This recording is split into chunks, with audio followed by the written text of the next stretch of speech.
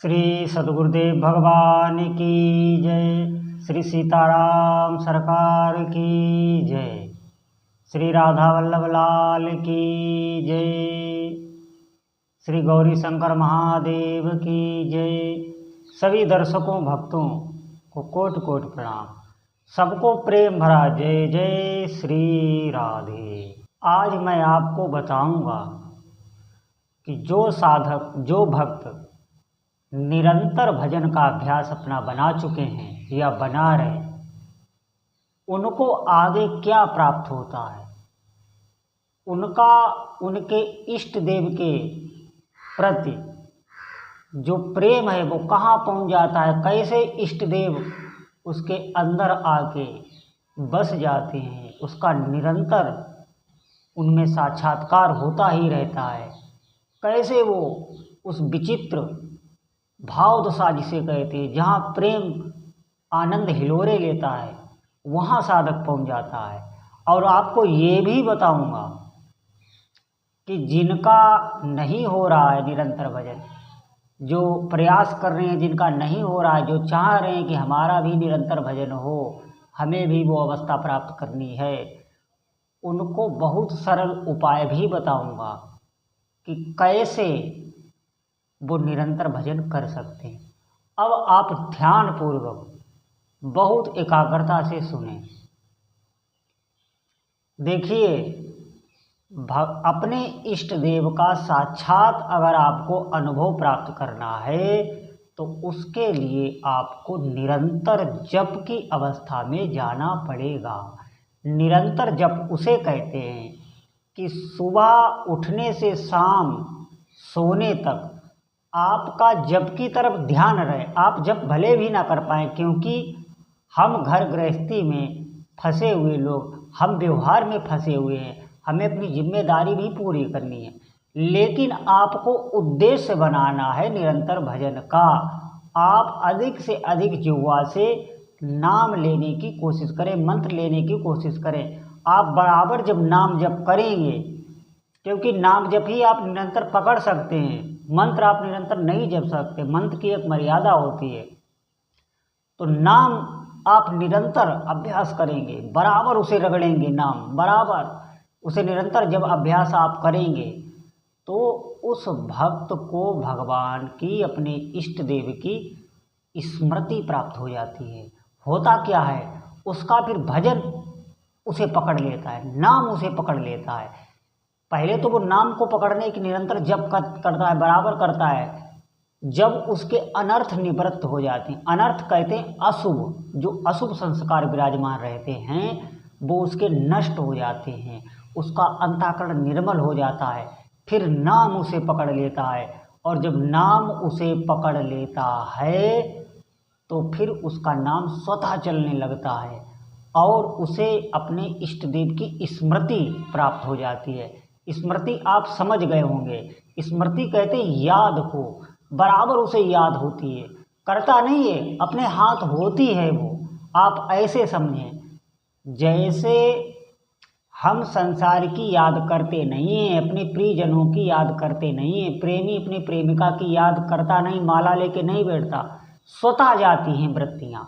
ऐसे ही उसकी इष्ट देव के प्रति स्वतः जाने लगती है। ये कुछ ही काल बाद होने लगता है, आप निरंतर करके देखिए। इसे कोई इतना भारी, हमारी सबसे बड़ी कमजोरी यही है कि हम अविश्वास कर लेते। अध्यात्म में अविश्वास नहीं, इसमें उत्साह नहीं गिरना चाहिए। आपका उत्साह गिरा तो हानि हो जाएगी। सब प्राप्त होता है बहुत जल्दी ही, बहुत थोड़े ही समय के अंतराल में ये स्थिति आ जाती है। निरंतर अंदर से जाने लगती है वृत्ति, उसे स्मृति प्राप्त हो जाती है, चिंतन प्राप्त हो जाता है अपने इष्ट देव का। और आप जाने कि जिसे अपने इष्ट देव का चिंतन प्राप्त हो जाता है उसे सिद्ध साधक कहते हैं। उसकी स्थिति अपने इष्ट देव में ही होती है। इसको आप ऐसे समझ सकते हैं, जैसे जब हम काम का चिंतन करने लगते हैं तो देखना आपके अंदर काम जागृत हो जाता है। जब हम क्रोध का चिंतन करने लगते हैं तो आप देखना आपके अंदर क्रोध आ जाता है। ऐसे ही जब आप भगवत चिंतन करते हैं, अपने इष्ट देव का चिंतन आपका होने लगता है जब से, फिर देखना इष्ट देव की पूरी सामर्थ्य आपके हृदय में आके विराजमान हो जाती है। हमारी बात पर विश्वास करें, ये बहुत ऊंची अवस्था होती है। ऐसा साधक चलता फिरता पवित्र तीर्थ होता है, भगवत स्वरूप होता है, देवता भी उसे प्रणाम करते हैं। और आप समझें, उसके शरीर की रक्षा खुद भगवान करने लगते हैं, क्योंकि उसकी स्मृति तो भगवान के पास है और भगवान उसके शरीर में है। पूरी संभाल उसके शरीर की भगवान करते हैं। कब क्या उसे खाना खिलाना है, कब पहनाना, पूरी देखभाल। बहुत ऊंची प्रेम की अवस्था ये होती है। आप ऐसा समझें, ऐसा साधक जिसे छू तक लेता है उसे भी, उसके भी सब विकार, सब रोग सब नष्ट हो जाते हैं, जिसे छू तक लेता है साधक। आप बात मानिए, ये बहुत ऊंची अवस्था है। और इसमें एक बात ये भी है कि साधक कभी कभी जब उसे ऐसा लगता है कि हमारी स्मृति छूटती नहीं है, उसकी भगवत स्मृति छूटती नहीं है, लेकिन उसे ऐसा लग जाता है, ऐसा भान हो जाता है, तो वो चिल्ला दहाड़ मार के अपने इष्ट देव को पुकारने लगता है। आप सच मानिए, वो उसके पास में ही होते हैं। इष्ट देव बहुत करुणामय होते हैं। वो भक्त का अपने ये होता है संयोग में वियोग का अनुभव कर लेना। उसका वियोग नहीं हुआ इष्ट देव से, लेकिन वो अनुभव कर लेता है।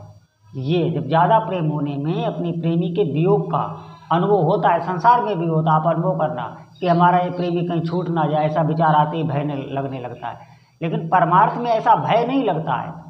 वो जब रोता है वियोग का अनुभव करने, तो उसके हृदय में अपार सुख होता है, लेकिन उसका इष्ट देव ये बात सहन नहीं कर पाता। ये सब जप करने, आप जप करिए, निरंतर जप करने वाले की ये आगे स्थिति होने। अब एक बहुत विशेष बात ध्यान देने योग्य है। अब आप कहेंगे कि हमारा निरंतर भजन तो होता नहीं है, निरंतर हमारा भजन कैसे हो, हम तो भूल जाते हैं, हम अभ्यास नहीं कर पाते। तो आप एक बात याद करना, बहुत विचार पूर्वक इस बात को सुनना कि हमारा क्यों नहीं होता है। इसके मूल में कारण है हमारी महत्व बुद्धि। हमारी भजन में महत्व बुद्धि नहीं। जैसी हमारी बुद्धि धन में है, परिवार में है, अपने जो प्रेमी जन, जो लोग संसारिक हैं, जिनसे हम प्रेम करते हैं, जिनके बिना हम रह नहीं सकते, उनमें जैसी हमारी महत्व बुद्धि है, वैसी भगवत भजन और इष्ट देव में है नहीं। आप अंदर से विचार करना, जिस दिन हो जाएगी उस दिन आप सुबह से शाम तक यही कोशिश करेंगे कि हमारा निरंतर भजन हो। आप रोएंगे, बात मानिए, ये होने लगेगा आपके अंदर, क्योंकि महत्व बुद्धि ना होने के कारण हमारे अंदर ऐसी बातें आती हैं। क्योंकि संसार का चिंतन हमें स्वतः होता है, हमें करना नहीं पड़ता। ऐसे ही भगवत भजन में जब हमारी महत्व बुद्धि हो जाएगी, तब हम प्रयास करने लगेंगे। ये परमार्थ है, ये सत्य मार्ग है। अगर आपके अंदर रुचि जग गई अंदर से कि मैं भी भजन करूँगा, मेरा भी निरंतर भजन होने लगे, तो आप देखना आपका होने लगेगा। क्योंकि परमार्थ में आपकी बात, अंदर की पुकार सुनी जाती है। ये सत्य वस्तु है, इसमें ऐसा नहीं है, इसमें सब इच्छा से ही काम होता है। आपकी इच्छा तो हो, आपकी अगर इच्छा होने लगी कि मैं निरंतर भजन करूँगा, तो निश्चित आपकी ये इच्छा पूर्ति की जाएगी। ये जो नाम होता है वो चैतन्य होता है, उसकी सत्ता अपने इष्ट देव के बराबर होती है। नाम में इष्ट देव में कोई भेद नहीं होता। नाम सुनता भी है, नाम व्यापक भी है, वो आपकी प्रार्थना सुन रहा होता है। आप ऐसी इच्छा अपनी बनाएं, लेकिन ये बनेगी कैसे? ये बनेगी जब हम भजन की महिमा सुनेंगे। बात मानिए, महत्व बुद्धि हमारी तभी होगी जब हम भजन की महिमा सुनेंगे। इसीलिए कहा है, प्रथम भगति संतन कर संगा, दूजी भगति मम कथा प्रसंगा। इसीलिए कहा गया है कि आप महत्व सुने, तब ना आपकी रुचि बढ़ेगी, तब आपकी महत्व बुद्धि होगी कि नहीं ये तो असली धन है, ये नाम तो असली धन है। तब आपके अंदर रुचि बढ़ेगी।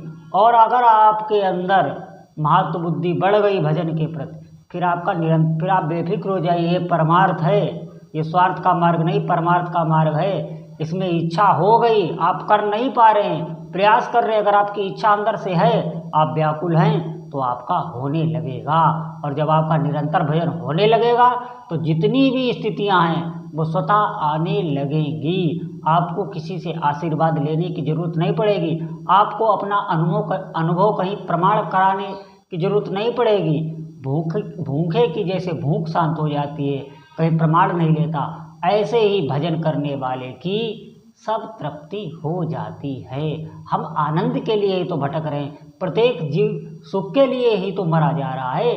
अरे हम सुख के लिए ही तो सब कर्म कर रहे हैं। ये जितना धन इकट्ठा कर रहे हैं, इसके मूल में क्या है? हम सुख ही चाहते हैं, लेकिन सुख यहाँ है नहीं।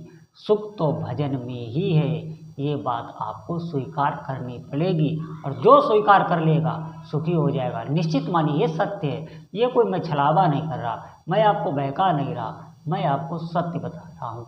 तो आप निरंतर भजन का प्रयास करें। बहुत सामर्थ्य है भगवान के नाम जप में। अपने कोई भी आपके इष्ट देव हों, उनके नाम जप में, वो सब एक ही हैं, उनमें कोई भेद नहीं। करना भी नहीं चाहिए, पाप लगता है। सब शक्तियाँ एक हैं, सब हमारे आराध्य देव हैं। तो आपकी भक्ति बढ़े, आप पर भगवान कृपा करें। बहुत अच्छा मौका है, बहुत सुनहरा मौका है। आप लगिए, ऐसा मौका दोबारा नहीं मिलता।